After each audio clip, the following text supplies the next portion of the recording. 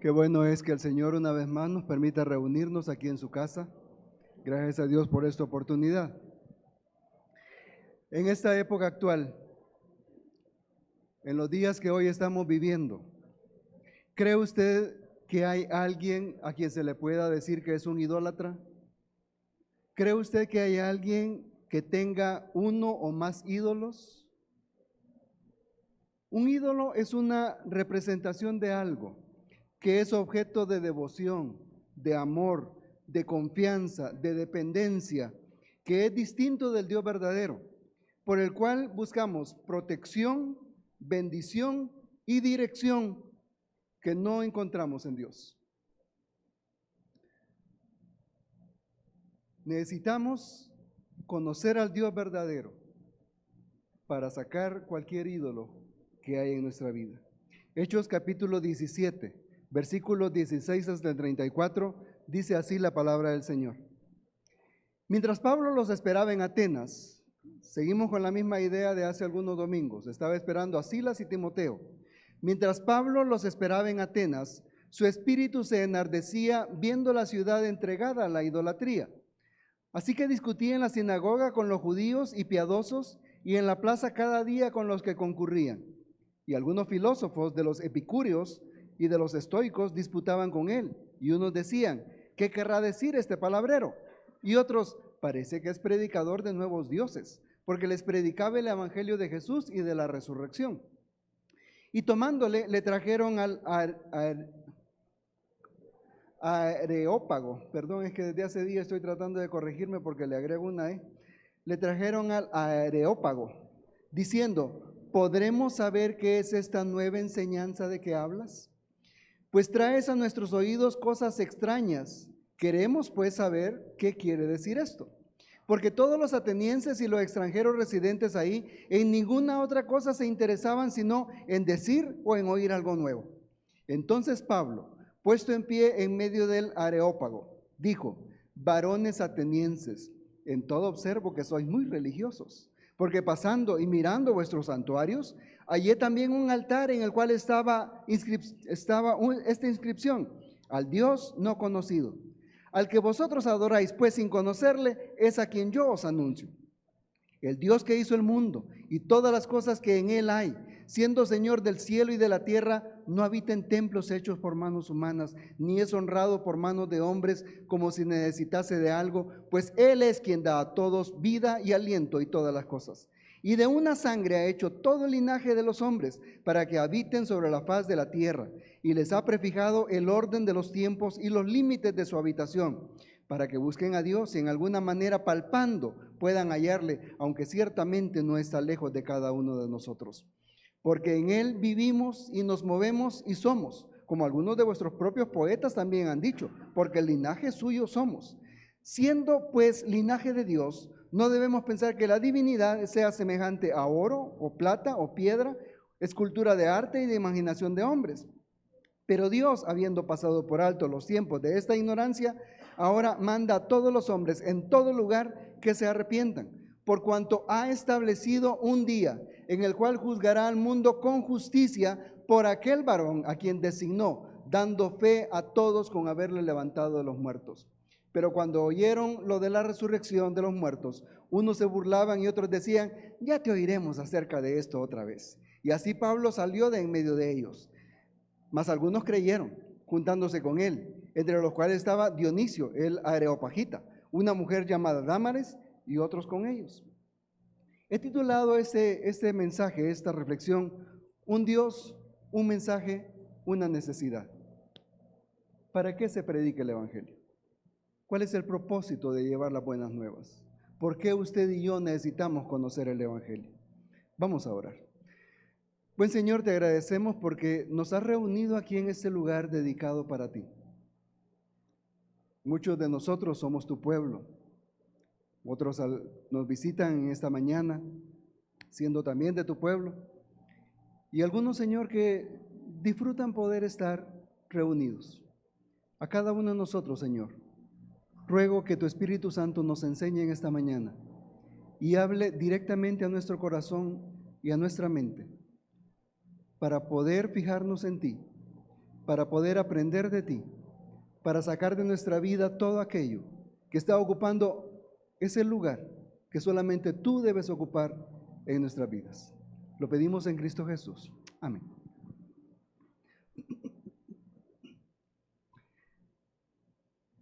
¿Para qué predicamos el Evangelio? ¿Cuál es la idea? ¿Por qué a través de este estudio que estamos llevando en el libro de Hechos, el Evangelio resalta tanto? Las buenas nuevas, la necesidad de que lo conozcamos, la necesidad de que lo llevemos a otras personas. Porque las personas no conocen de Dios. Y aún nosotros como cristianos no conocemos lo suficiente de Dios como para poder tenerlo a Él como lo más hermoso, lo más precioso y no necesitar de ninguna otra cosa. Los seres humanos somos tan sencillos que con cualquier cosita nos alegramos. Con un dulce nos alegramos nosotros. Y así vamos pasando la vida, con muchas alegrías, con muchas situaciones. Esto va a pasar, eso no puede durar toda la vida, pero no hemos encontrado en Dios la satisfacción plena que Él nos ofrece. Y por eso cada uno buscamos fuera del Evangelio, fuera de Dios, algo que nos satisfaga, que nos haga sentir bien, que nos lleve adelante, que nos dé un propósito en la vida. Pablo estaba en Atenas. Atenas era, antes de que Pablo lo visitara, porque la historia de Atenas ya estaba en decadencia en la época romana cuando Pablo visitó Atenas.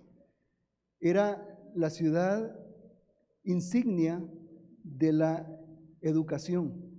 Era una ciudad en que no era solamente que la gente se dedicaba a oír y pensar cosas nuevas, sino era el centro educativo más prestigioso en todo el imperio romano y el imperio griego. Atenas era un centro de arquitectura, de artes, donde florecía todo lo mejor de la sociedad, a tal punto que los atenienses decían, están los sabios, los atenienses, y están los bárbaros. Esa gente a quien Pablo llegó ahí, y no llegó por casualidad, llegó porque Dios lo invitó a ir. Cuando allá estando en Troas tuvo una visión de un varón macedonio que le dijo, ven y ayúdanos. ¿Por qué necesita la gente ayuda? ¿Qué clase de ayuda necesita la gente? La gente necesita encontrarse con Dios, porque solamente el conocimiento de Dios aparta a las personas del mal camino que llevan para poder tener un encuentro con Dios y poder tener un propósito y una relación con Dios. Ahí estaba Pablo en Atenas. Y lo primero que nosotros vemos de Pablo aquí en Atenas, en el versículo 16, es que mientras él está esperando que lleguen sus compañeros que había mandado a llamar, dice que su espíritu se enardecía viendo la idolatría de la ciudad. En la plaza principal, en el mercado, el ágora, que así se le llamaba ahí en esa época al mercado, era un centro de comercio, pero también era un centro de discusión de leyes, de poner las cosas, de arreglar las cosas. En nuestra época sería un centro político ahí, donde cada uno de nosotros iría para ver cómo arreglamos el país, ¿verdad?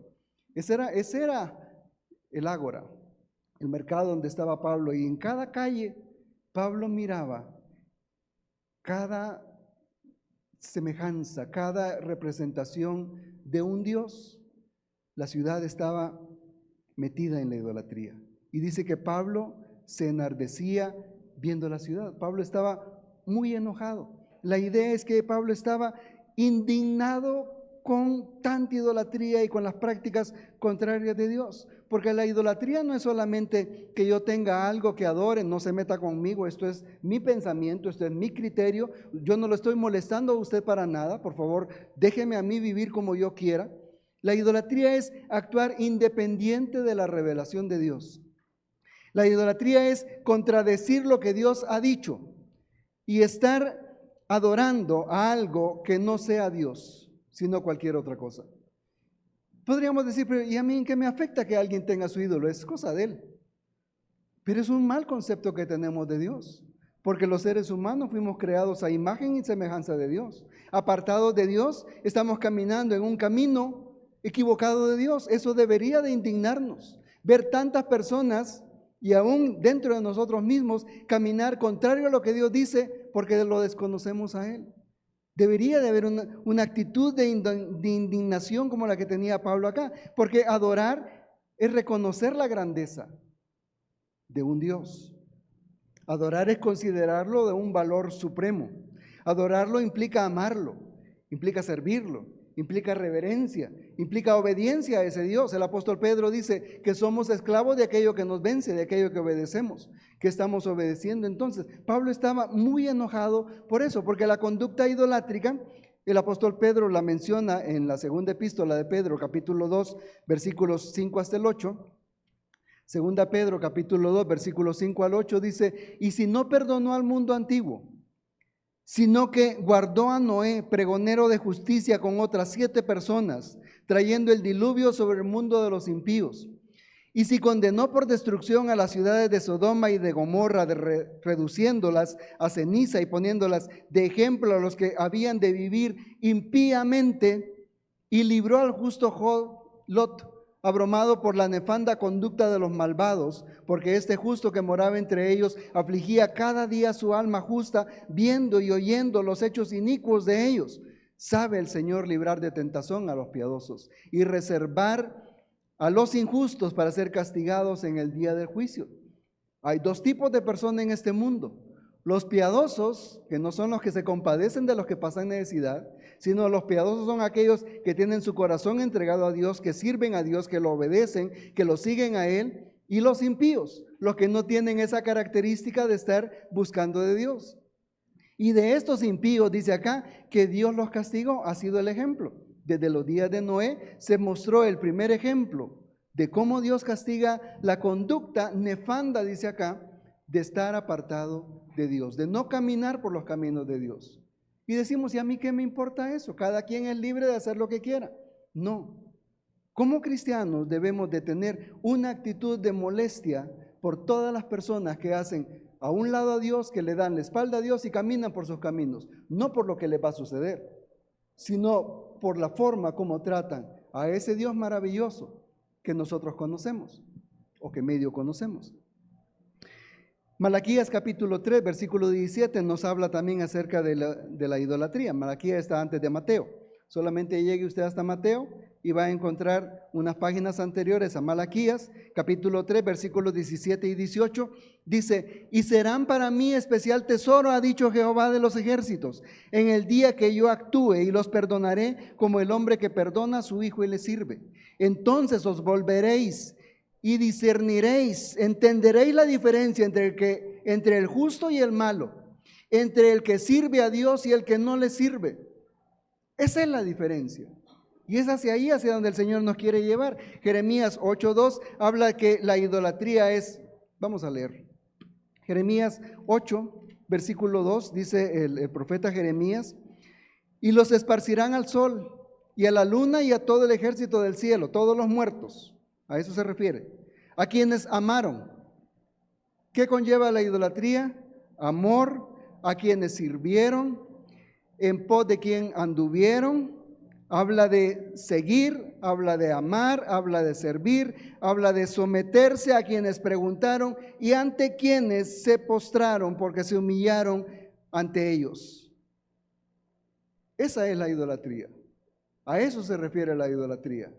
Y es algo que afecta a toda la humanidad. Y es algo que nos afecta a nosotros, mis hermanos. Nosotros vemos a alguien actuando de una manera normal en nuestra sociedad, porque es parte de la cultura, de la costumbre, no tiene nada de malo. Yo como cristiano lo puedo practicar también. No, mis hermanos. Si no combatimos la idolatría va a ser parte de nuestras vidas. El apóstol estaba enardecido, era un sentimiento acalorado el que tenía el apóstol Pablo. Pablo estaba realmente enojado, estaba que le ardía la sangre por ver todo lo que estaba sucediendo ahí. En él se había despertado la ira, había un enojo enorme en Pablo. Pablo fue provocado por esa idolatría. No, eso no, ese es Pablo. Pablo no sabía cómo tratar las cosas. Cuando Moisés bajaba del monte Sinaí y que el pueblo estaba haciendo fiesta, bailando, comiendo, disfrutando enfrente del becerro que habían construido, llegó Moisés con las 2 tablas del testimonio. ¿Y qué fue lo que hizo Moisés? No crea que yo lo voy a tirar, ¿no? las quebró.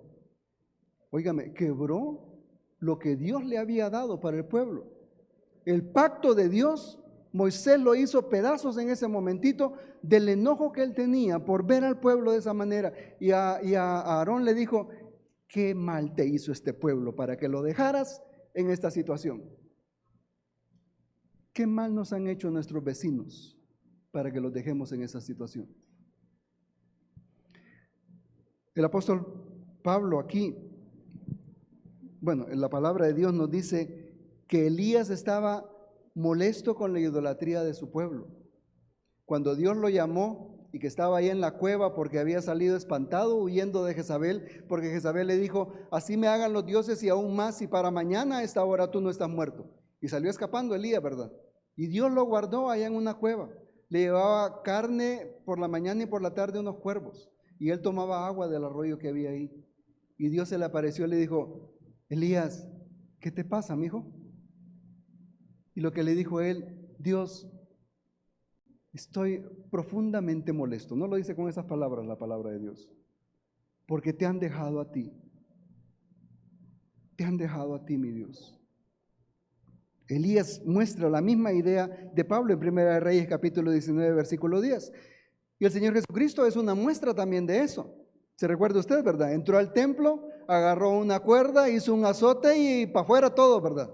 No hagáis de la casa de mi padre una casa de comercio, dijo el Señor, una casa de ladrones. Juan capítulo 2 versículo 13. El Evangelio de Juan capítulo 2 versículo 13 nos narra al Señor. Estaba cerca la Pascua de los judíos y subió Jesús a Jerusalén y halló en el templo a los que vendían bueyes, ovejas y palomas y a los cambistas ahí sentados, y haciendo un azote de cuerdas echó fuera del templo a todos y las ovejas y los bueyes, y esparció las monedas de los cambistas y volcó las mesas y dijo a los que vendían, quitad esto de aquí, no hagáis de la casa de mi padre casa de mercado. Entonces se acordaron sus discípulos que está escrito, estaba enardecido porque el celo de la casa de Jehová lo consumía a él. Luego el escritor David en el Salmo 119 dice, me molesta la gente que está apartada de ti. Me indigna toda esa gente que no te obedece, dice el salmista en el Salmo 119, uno de ellos el versículo 158. Y aquí vemos a Pablo con una ciudad entregada de la idolatría. ¿Se imagina usted, mi hermano, pasar por las calles de Santa Rosa y en cada esquina ver un altar a un Dios? ¿Cómo se sentiría usted? Cada quien es libre de hacer lo que quiera. No, mis hermanos, no es la actitud que Dios quiere que tengamos. No es lo que Dios está esperando como respuesta de su pueblo, que nos importe poco lo que la gente está haciendo. ¿Qué hacía Pablo al respecto? Nos dice aquí en el capítulo 17, versículo 17, que Pablo discutía en la sinagoga. Cada sábado se reunían en la sinagoga para orar, para leer la Biblia, para cantar. La Biblia de aquellas épocas era únicamente el Antiguo Testamento, ahí se reunían ellos. Y Pablo se reunía con ellos ahí y discutía con ellos. La idea no es que iba a reclamarles en un tono fuerte, quizás sí lo hizo. Vamos a ver dos cosas de esto. Es probable que Pablo llegara a la sinagoga como un lugar de reposo, un lugar de refrigerio. Toda la ciudad llena de ídolos. Dice Pablo, aquí hay descanso. Aquí está la palabra de Dios. Aquí podemos respirar con tranquilidad. Aquí está el pueblo que se reúne para oír las cosas de Dios. Aquí hay paz. De aquí aquí puedo descansar yo. Aquí puedo tomar agua fresca para seguir adelante en esta tarea que me está consumiendo por dentro. Pero quizá también Pablo llegaba ahí para reclamarles a ellos. Porque el pueblo de Dios es responsable del desenfreno de la sociedad. No es de que cada quien haga lo que quiera y nadie se meta con quien quiera. El pueblo de Dios, dijo el Señor Jesucristo, ustedes, mi pueblo, son la sal de la tierra. Y si la sociedad se corrompe, y si la sociedad anda por malos caminos, no tenemos derecho a señalar a nadie, sino excepto a mí, por no ser aquel que se interponga en el camino para que la sociedad no se corrompa. La sociedad se corrompe porque la iglesia a la época actual, y no hablo solamente de nosotros, va por el camino de separarse de Dios. Estamos caminando en el camino de la apostasía. Ese es el camino que llevamos. Y el reflejo de eso es nuestra sociedad violenta, nuestra sociedad pecadora, nuestra sociedad apartada del Señor. Somos responsables por eso, mis hermanos. Y creo que eso era una de las cosas que Pablo llegaba y razonaba con los hermanos ahí, razonaba con los judíos y razonaba con todos los griegos piadosos que habían ahí, porque muchos griegos conocían la ley y se hacían parte del pueblo de Dios bajo una ceremonia, ¿verdad? Pablo discutía con ellos. Como la sinagoga solo se reunían los sábados, ¿qué hacía Pablo durante la semana? Tirarse a dormir. No. Durante la semana él iba a la plaza del pueblo, al mercado del pueblo, a comprar. No. Él iba a hablar allá del evangelio del Señor Jesucristo. Dice que él hablaba cada día con los que concurrían en el mercado del pueblo. Ahí estaba Pablo. En la sinagoga era una cosa, en el mercado del pueblo otra cosa, porque Pablo hablaba. ¿Y qué es lo que Pablo hablaba? Hablaba de nuevos dioses, porque les predicaba el evangelio de Jesús y de la resurrección. Pablo aprovechaba la oportunidad para hablar con ellos. Él discutía con ellos, él razonaba con todas las personas. Él buscaba que todas las personas le oyeran. Y la gente estudiosa, la gente con una alta capacidad de conocimiento, la gente más desarrollada intelectualmente, los filósofos de la época, los epicúreos y los estoicos, que eran los más destacados de su época, dice que disputaban con él. Esto no era una plática, esta era una discusión fuerte y seria con Pablo. ¿Qué estás enseñando? ¿Por qué estás enseñando eso? ¿En qué te basas? ¿Cuánto tiempo Pablo habló ahí? No lo sabemos, no lo dice la palabra de Dios, pero ellos disputaban con Pablo y le decían, ¿de qué estás hablando? Y tenían tan mal concepto de Pablo que le decían palabrero. En nuestra forma de hablar, esta idea de palabrero, podríamos nosotros decir charlatán. Quizás no nos parezca a nosotros una ofensa muy grande, pero es una persona que solo habla y habla por hablar sin tener ningún sentido, ningún significado.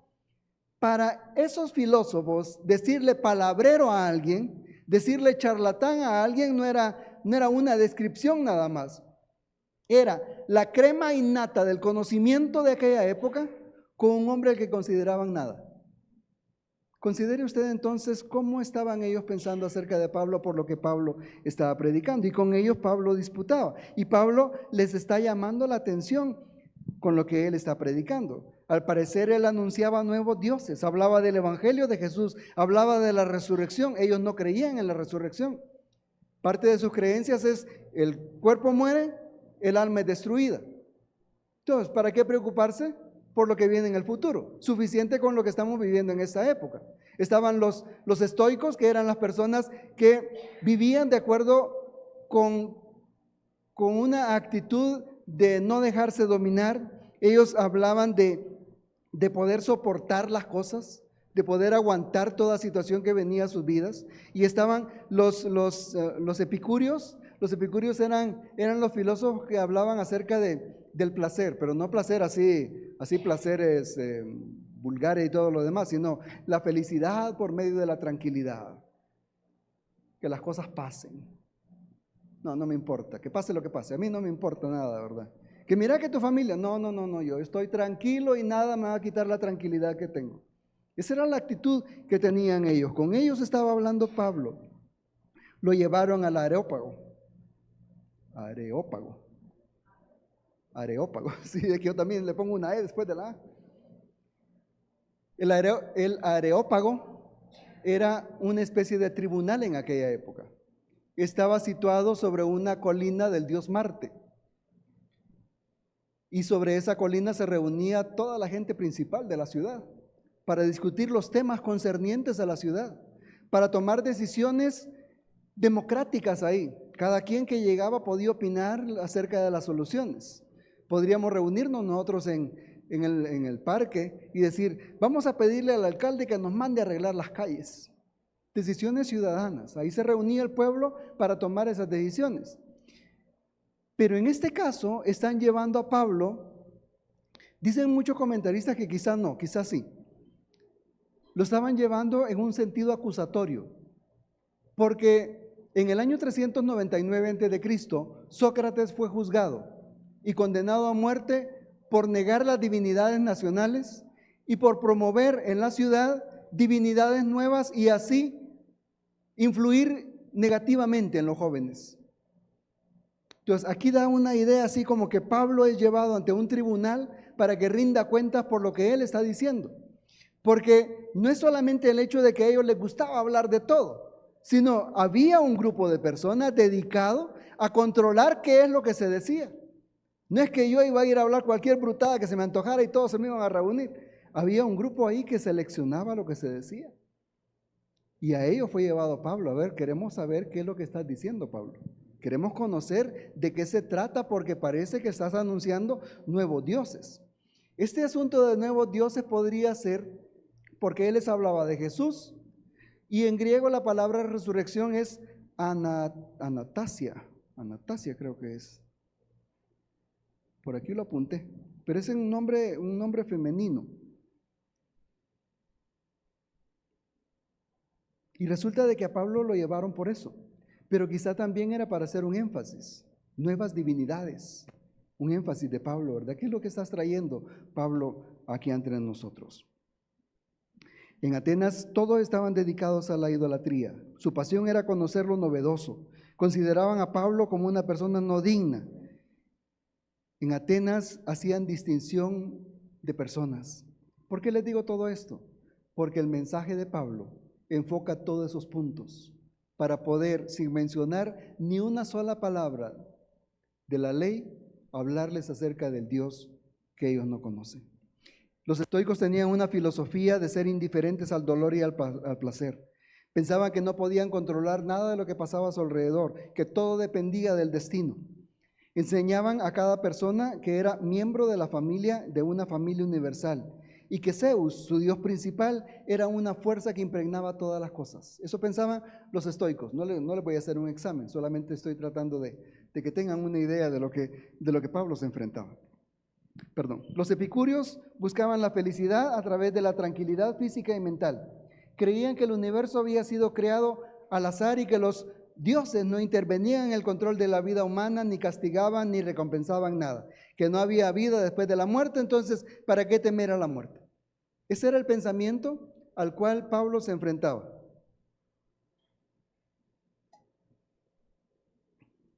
¿Cuál fue el discurso de Pablo? Ustedes que son unos religiosos que no sirven para... No. Entonces Pablo, puesto en pie, en medio del Areópago, dijo: varones atenienses. Me encanta cómo Pablo se dirige a la gente, porque cuando a uno le molesta algo, uno tiene una espina que se la quiere sacar, ¿verdad? Y de alguna manera lo voy a hacer sentir mal, pero que se las... Varones atenienses, en todo observo que sois muy religiosos. Óigame, qué forma tan bonita, ¿verdad? Hermano Orlando, qué bonita familia tiene usted. Óigame, hermano, si yo le digo eso a usted, cualquier cosa que venga, usted me va a escuchar. Porque ya me lo gané, ¿verdad? Aquí está Pablo de esa manera. Porque por mucho que nos moleste algo, para poder presentar, en este caso hablamos de presentar el Evangelio, no podemos llegar a reclamarle a la gente: usted que es un pecador, usted que es una persona que solamente pasa en la discoteca, que solamente pasa de bolo, que es... No, es de saber llegar a las personas. Porque lo que necesitamos es que esa persona tenga la disponibilidad de oír el Evangelio y apartarse de su idolatría. Entonces necesitamos poder saber llegar a las personas, y Pablo aquí está aprovechando el interés de ellos. Observo que son muy religiosos. Dijeron ellos, nos va a hablar de algo que conocemos. Qué bonito este hombre, ¿verdad? Que nos va a hablar de algo que nosotros sabemos.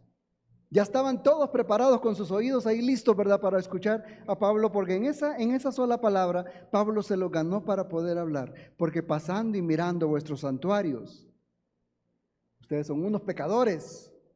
Pasando y mirando sus santuarios, hallé un altar en el cual estaba esta inscripción: al Dios no conocido. En vez de decirle, ustedes son unos supersticiosos, le dice: óigame, qué curioso, ustedes tienen un altar ahí por si se les escapó algún Dios, ahí lo ubicamos. Porque lo curioso de los dioses es que hay uno para cada cosa. Hay un Dios para el amor, hay un Dios para los alimentos, hay un Dios para la lluvia, hay un Dios para la producción, hay un Dios para los callos.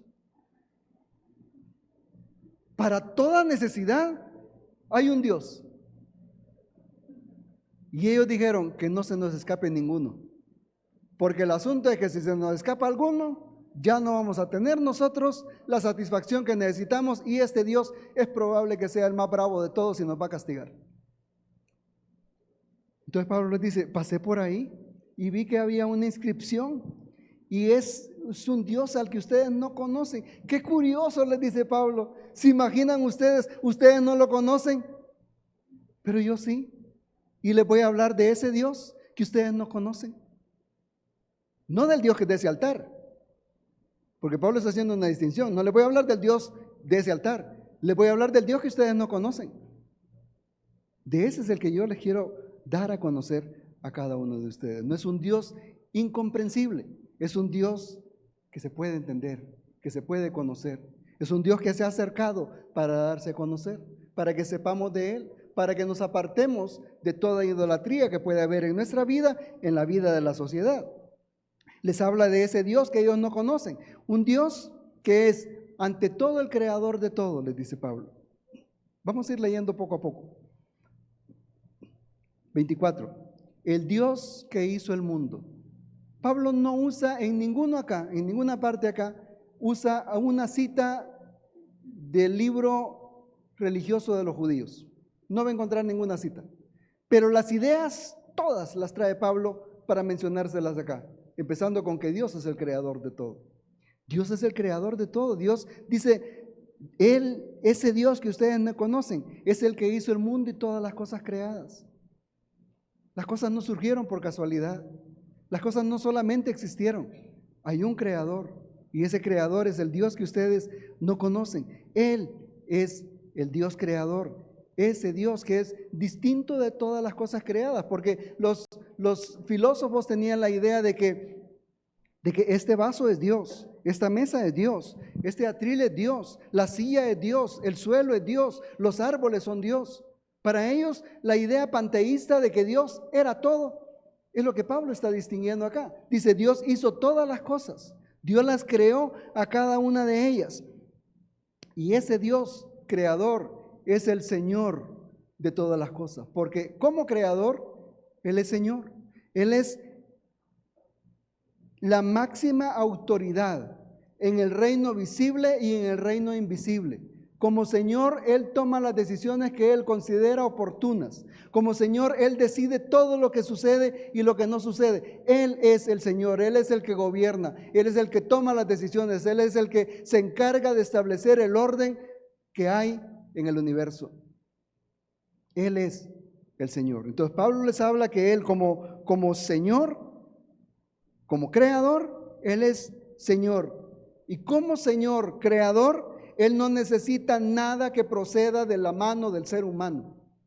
Él no necesita que el hombre se postre ante Él. Él no necesita que el hombre le haga un templo donde habitar. Porque cuando Salomón dedicaba el templo, dijo, los cielos de los cielos no te pueden contener. Entonces aquí Él le dice, Él hizo el mundo y todas las cosas, siendo Señor del cielo y de la tierra. No está ubicado en un solo lugar. Usted no va a ir a un lugar y decir, aquí está Dios, porque Él no está en un lugar.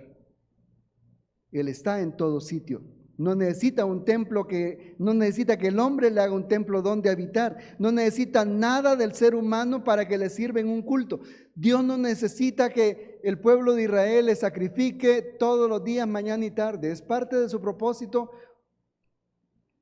para presentar al Señor Jesucristo. Pero Dios no necesita ninguna ofrenda, de nada que el ser humano le pueda entregar. De ningún servicio necesita Dios del ser humano. El ser humano es nada a la par de Dios. ¿Cómo puede Dios decirle, ¿podrías por favor traerme un vasito de agua? Dios no necesita nada de nadie. El ser humano no puede hacer nada en favor de Dios. Nada en favor de Dios. Usted puede ser la persona más linda de la sociedad. Una persona que todos quieran llevarlo sobre los hombros y decir, este es el ejemplo nuestro, este es nuestro héroe de la ciudad. Pero ante Dios no vale nada. Cualquier obra que nosotros hagamos, el profeta Isaías dice que nuestras obras de justicia son como trapos sucios. Lo mejor que podemos presentarle a Dios son como trapos sucios. ¿Cómo podemos nosotros como cristianos creer que por venir a la iglesia merecemos que Dios nos dé algo?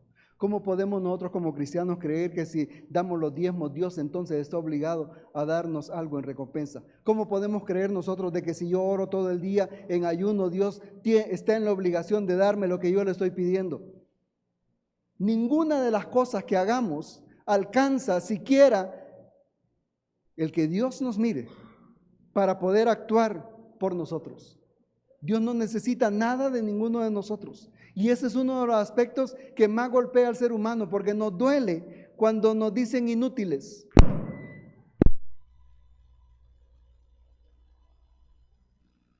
Los seres humanos son unos inútiles para servirme.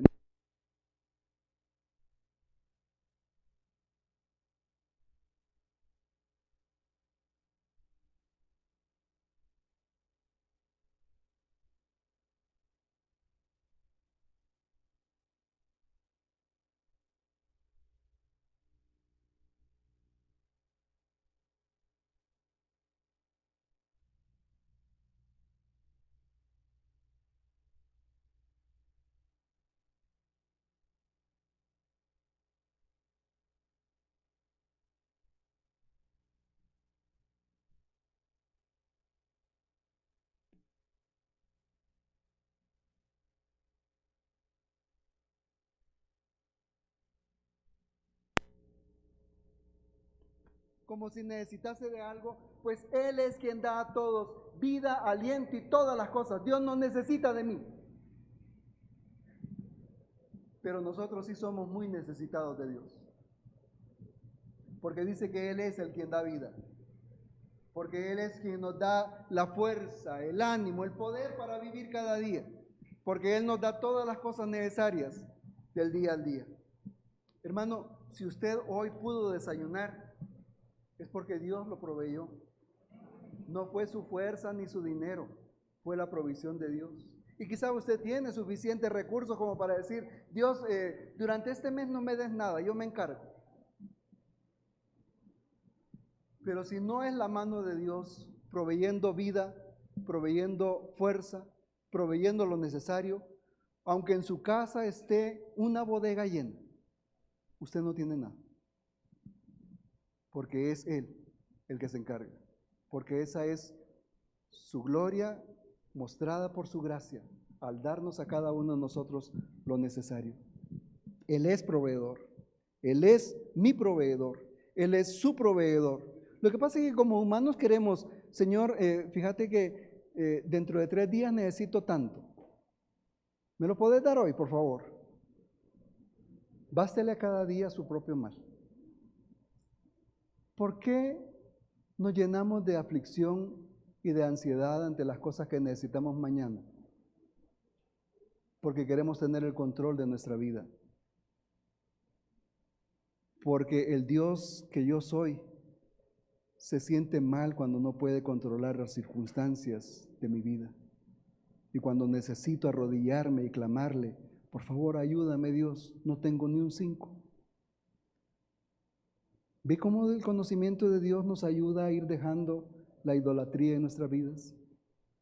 Él es el Creador, Él es el Señor, Él sabe cómo tratarnos a cada uno de nosotros. Él no necesita de nada del ser humano, Él es el proveedor, Él interviene. Contrario a lo que decían los filósofos, Él interviene en la vida de cada uno de nosotros. En todos los asuntos humanos, Él actúa por su propia iniciativa y por su gracia misericordiosa. Dios no deja las cosas al azar.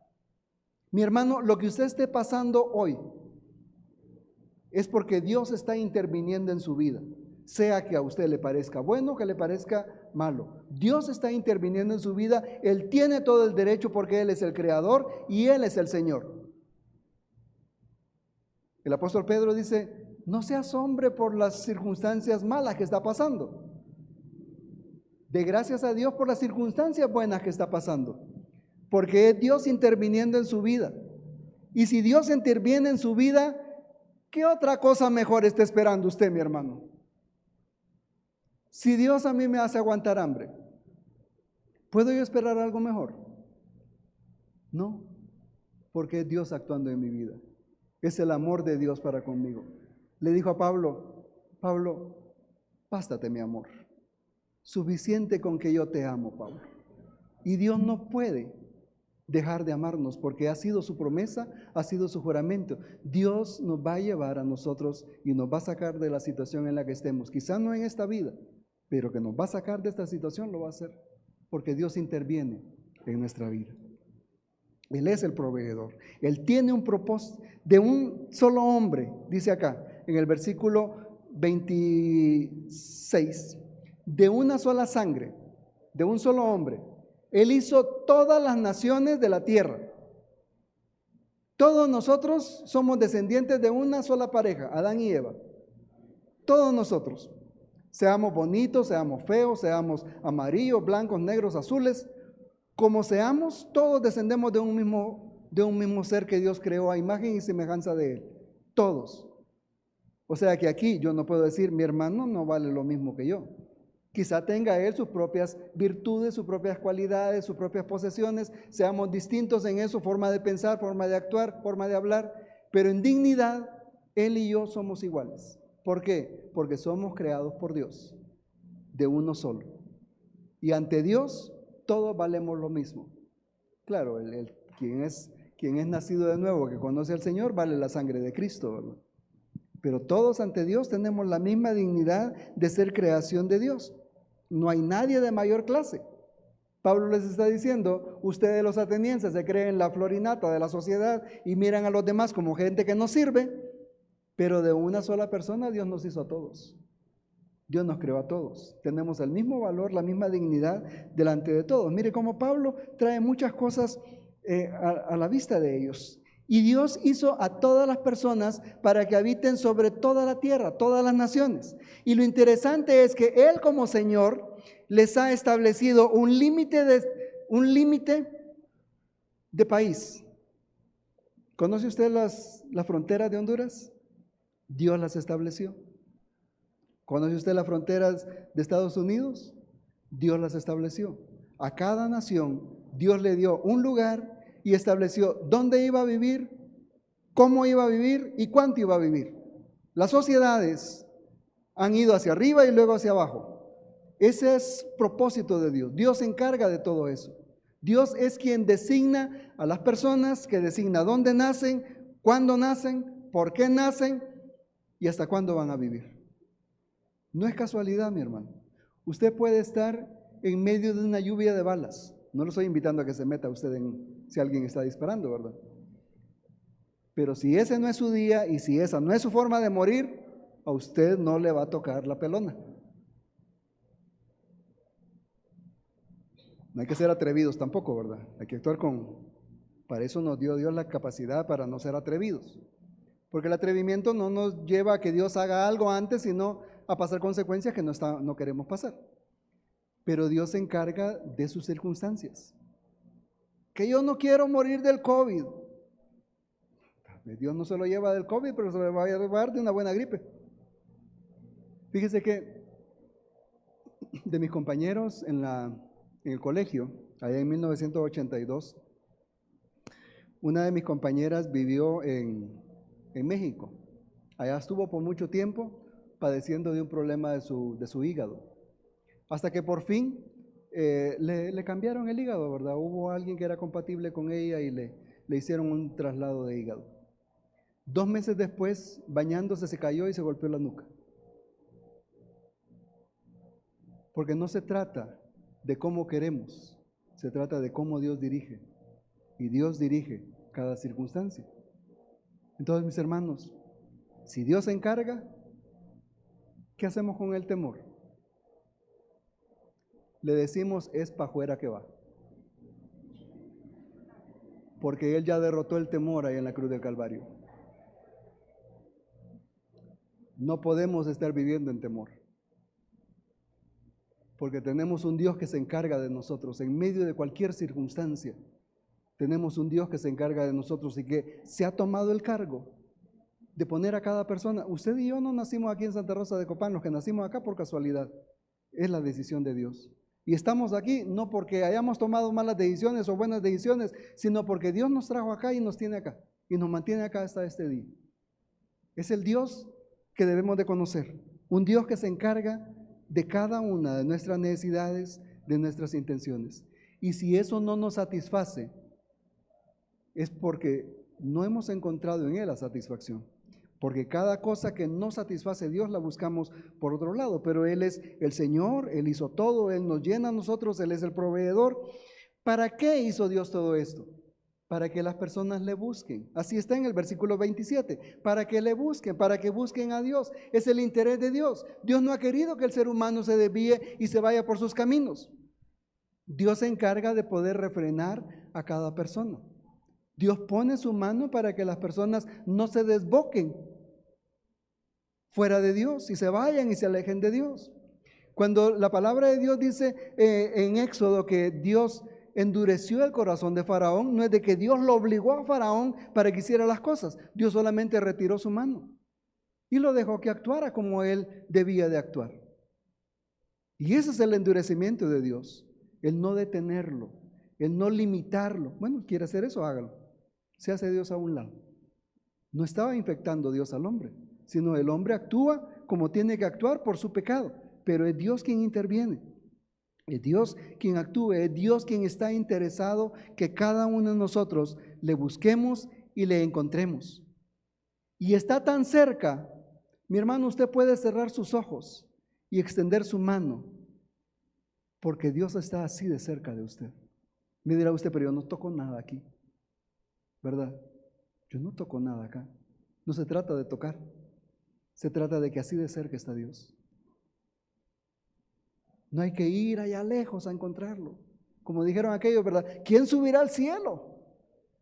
No, no está tan lejos. Está aquí cerquita, cerca de cada uno de nosotros para que le encontremos. El problema, hermanos, el problema en este propósito de Dios no está en Dios. El problema está en que el ser humano, aún teniendo evidencias, no lo encuentra. Porque lo busca separado, porque lo busca dándole la espalda, porque lo busca y busca un Dios distante,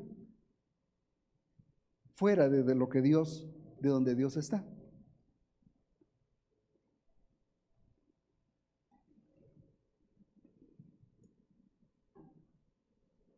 Es el ser humano quien le busca bajo sus propios criterios, creando sus propios dioses. Porque la religión es una forma de buscar a Dios y es una forma conveniente de buscar a Dios porque está hecha a la medida de mis intereses. Yo quiero encontrarme con Dios, pero a ver, ¿cómo me gustaría a mí que fuera Dios? Un Dios bonachón, que no ande detrás de mí viendo qué es lo malo que yo hago. Si yo quiero un Dios miope más bien, medio sordo también, que no se dé cuenta de mí, ¿verdad? ¿De qué otra forma me gustaría a mí que fuera Dios? Un Dios a quien yo pueda complacer con lo que yo hago. Dios, ¿te fijaste qué buena persona fui hoy? Le ayudé a aquella viejita que iba por ahí, Señor. Yo así quiero un Dios a quien yo pueda complacer, a quien yo pueda llegarle con mis gustos, con mis intereses. Así quiero un Dios de esa manera. Por eso la religión, dice el comentarista, la religión es un conjunto de creencias, de normas de comportamiento, de ceremonias, con las que el creyente reconoce un ser superior y quiere relacionarse con él, pero bajo sus intereses, bajo sus deseos. Siguiendo hablando de Dios, dice aquí en el versículo 28, porque en Él vivimos y nos movemos y somos. Él es la vida, Él nos da la vida. En Él llegamos a ser lo que usted y yo hoy somos. Se lo debemos a Él. No es su capacidad, no es la herencia que le dejaron, es lo que Dios le ha dado, porque en Él llegamos a ser. Dice Pablo, somos descendientes de Dios. Y uno de los poetas, Arato, que es mencionado por Pablo acá, en el versículo 28 al final, uno de sus poetas también dijo, linaje suyo somos.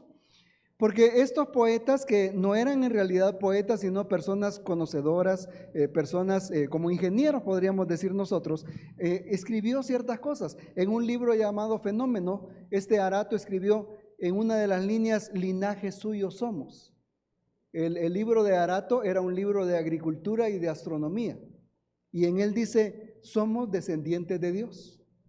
Y Pablo toma esa idea. No está Pablo secundando la idea, sino Pablo está aclarando que esa idea es una idea que viene de Dios, porque somos descendientes de Dios, dice Pablo. Así lo mencionó uno de sus poetas, dice. No estoy inventando, dijo Pablo. Uno de sus poetas también lo dijo.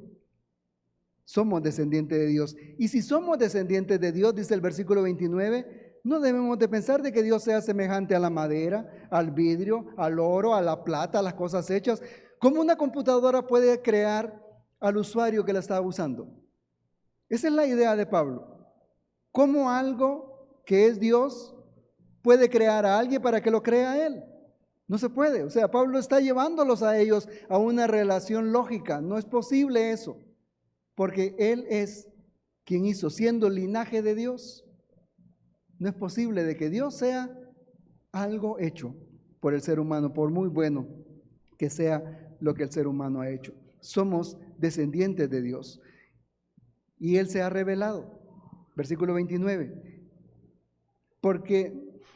Versículo 30. Pero Dios, habiendo pasado por alto los tiempos de esta ignorancia. ¿Cuál ignorancia?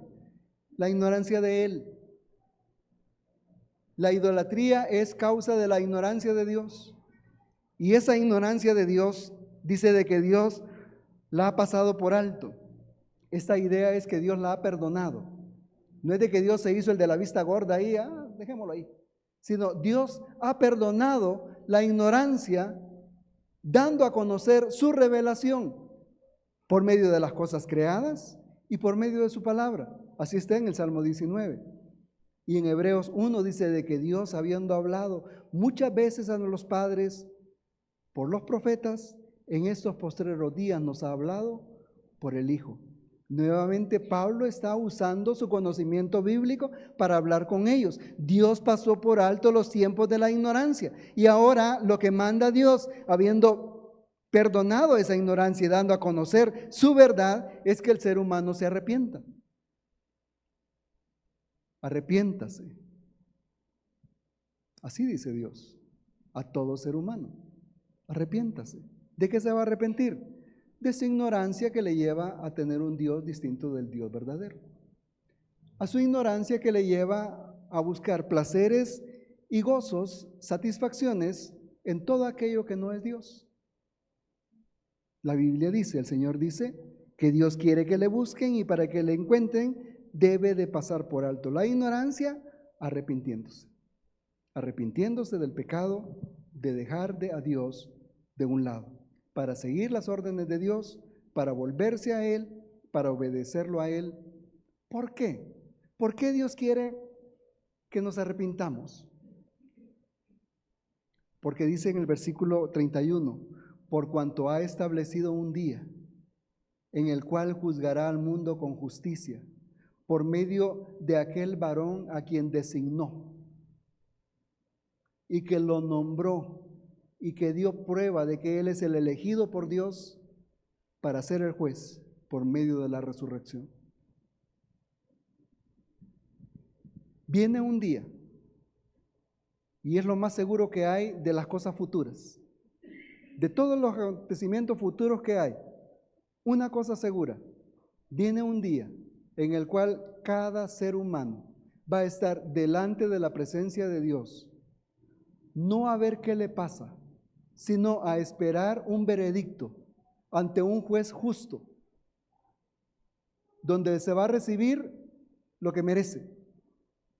Va a ser el único tribunal justo en toda la historia humana, donde cada quien va a recibir lo que merece. ¿Está usted preparado para encontrarse con ese juez justo? ¿Cómo lo va a encontrar usted? ¿Como el juez que lo va a condenar? ¿O como el abogado que va a interceder por usted en ese juicio para decir, por él morí yo? ¿Qué pasos está dando usted para encontrarse con ese juez? ¿Qué camino está llevando usted para encontrarse con ese juez? Es lo más seguro en la vida del ser humano. Está establecido, dice Hebreos 9:17, está establecido a los hombres que mueran una sola vez y después de esto el juicio. Hay un juicio sobre cada uno de nosotros. El Señor Jesucristo dijo, por cada palabra que el ser humano diga, por esa dará cuenta. Viene un día de juicio. Dios lo ha establecido y ha establecido el juez que va a juzgar. El Señor Jesús, a quien Pablo no menciona ahí, pero dice, un varón elegido por Dios, de quien Dios da testimonio de que es el juez elegido por él, porque lo resucitó. Aquel que abre sus manos hoy en la cruz del Calvario, esperando que usted se acerque a él, es el mismo que un día va a estar sentado en el trono del juicio, únicamente dictando sentencia de culpa a todos aquellos que no creyeron en él. ¿Ya conoce usted a ese rey? ¿Ya sabe usted de ese rey? ¿Ya tiene usted una relación con ese rey que lo aparta de toda su idolatría? El resultado de la predicación de Pablo, unos se burlaban, otros que eran más delicados, le decían, Pablito, otro día te vamos a oír. Y otros creyeron. ¿En qué grupo está usted? ¿Entre los que están dejando pasar las cosas? ¿Entre los que les parecen que la predicación del evangelio es algo que no es digno de ser oído, que para qué voy a gastar tiempo en eso? ¿O de los que creyeron como Dionisio y Dámaris? No se sabe de ellos. Nosotros, la historia. Pero Dios sí sabe de ellos, porque Él los escogió a ellos para eso. Cuando oyeron lo de la resurrección, le dijeron a Pablo, otro día vamos a hablar nosotros de eso. Hay un solo conocimiento necesario para el ser humano, es conocer a Dios y obedecerle. No hay muchas formas de acercarse a Dios, solo hay una, la que pasa por el Evangelio en la muerte y resurrección del Señor Jesucristo. Dios hizo todo lo que se necesita. La parte del hombre es creer en el Señor Jesús antes de enfrentarlo a Él como juez. Puede creerlo, puede dudarlo, puede burlarse. Usted es responsable delante de Dios. ¿De qué manera esta enseñanza de Pablo podemos nosotros mostrar algunas aplicaciones a nuestra vida hoy? La reunión de creyentes debe ser un refrigerio para cada uno de nosotros. Venir al templo no debe ser nada más un acto necesario para calmar nuestra conciencia, sino un momento en el cual recibimos la palabra de Dios que nos anime, que nos refresque, que nos ayude en el actuar fuera para poder tener ánimo y fuerza de obedecer al Señor. Venimos y nos reunimos con la idea de recibir el mensaje de Dios para saber cómo Dios quiere que vivamos, para salir energizados de acá, para hacer lo que Dios nos manda. Quizá en nuestra casa no tengamos altares, quizá no. Pero ¿qué cosas pueden ser ídolos en nuestra vida? ¿Cómo qué cosas podemos mencionar nosotros como ídolos en nuestra vida? Un ídolo es aquello en lo que confiamos, es aquello en lo que tenemos puesta nuestra esperanza, es aquello en lo que disfrutamos, aquello que nos satisface plenamente, lo cual hace que nuestra vida sea insoportable si no lo tenemos. Eso es un ídolo. ¿Tiene usted algo que cumpla estas condiciones? Algo que usted ame, algo que usted respete, algo que usted se deleite enormemente, algo sin lo cual usted no puede vivir. Eso es un ídolo. ¿Hay algo de eso en su vida? Un ídolo puede ser una carrera profesional. Un ídolo puede ser su familia. Un ídolo puede ser su cuerpo. Un ídolo puede ser su dinero, puede ser el placer, puede ser alguna adicción que usted tenga. Un ídolo puede ser el entretenimiento. Cualquier cosa que suplante a Dios como medio para que usted sea feliz, eso es un ídolo. Cualquier cosa. Que usted diga, es que yo necesito esto para ser feliz. Eso es un ídolo. Aquello en lo que dedicamos tiempo puede llegar a ser un ídolo.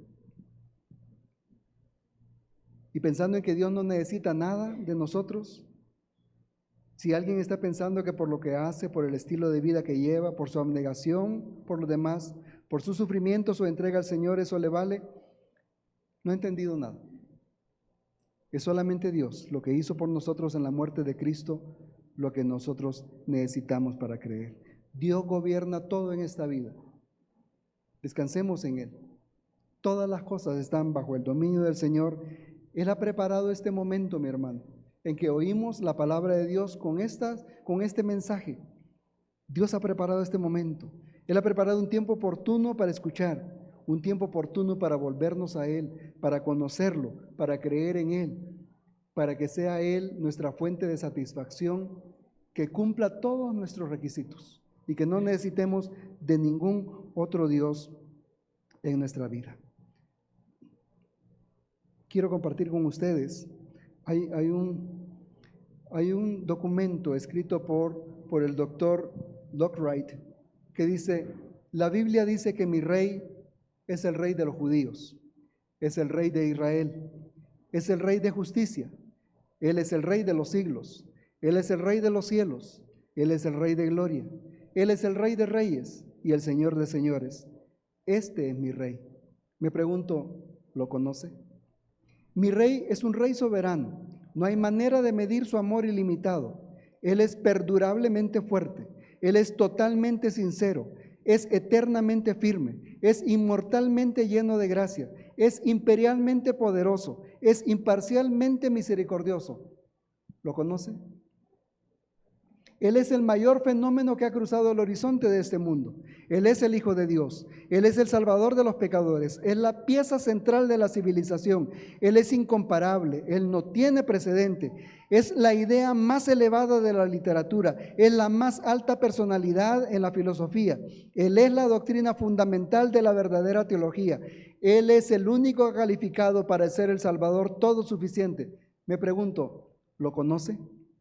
Él suple de fortaleza a los débiles, está disponible para los tentados y los afligidos. Él se complace y salva, Él fortalece y sostiene, Él guarda y guía, Él sana a los enfermos, Él limpia a los leprosos, Él perdona a los pecadores, Él absuelve a los deudores, Él libra a los cautivos, Él defiende a los débiles, Él bendice a los jóvenes, Él sirve a los desafortunados, Él guarda a los ancianos, Él recompensa a los diligentes, Él embellece a los humildes. ¿Lo conoce?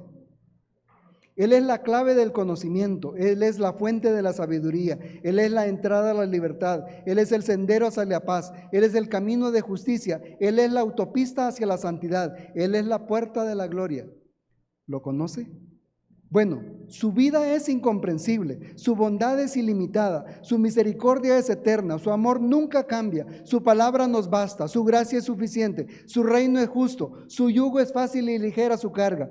Me gustaría describírselo, pero Él es indescriptible, es incomprensible, es invencible, es irresistible. No puede sacarlo de su mente, no lo puede quitar de las manos, no puede sobrevivir sin Él y no puede vivir sin Él. Los fariseos no podían soportarlo, pero se dieron cuenta que no podían detenerlo. Pilato no pudo encontrar ninguna falta en Él. Herodes no pudo matarlo. La muerte no pudo con Él y la tumba no lo pudo retener. Este es mi rey. ¿Es Él su rey? ¿Lo conoce? Vamos a orar, pónganse de pie. Buen Señor y Dios, gracias por este tiempo, por enfrentarnos, Señor, a conocerte a ti. Señor, llénanos de tu conocimiento. No permitas que en nuestra vida puedan haber espacios en los cuales tú nos satisfaces, Señor, como para que nosotros busquemos satisfacción en otros dioses. Y ayúdanos para que como iglesia podamos ser una iglesia fuerte que combata la idolatría y que podamos juntamente contigo llevar el mensaje de las buenas nuevas a quienes no lo conocen. Señor, conoce las necesidades de cada uno de los hermanos que aquí están. Por favor, Señor, actúa en sus vidas y satisface tú sus necesidades. En Cristo Jesús te lo rogamos. Amén. Dios los bendiga, hermanos. Pueden sentarse. Para el próximo domingo.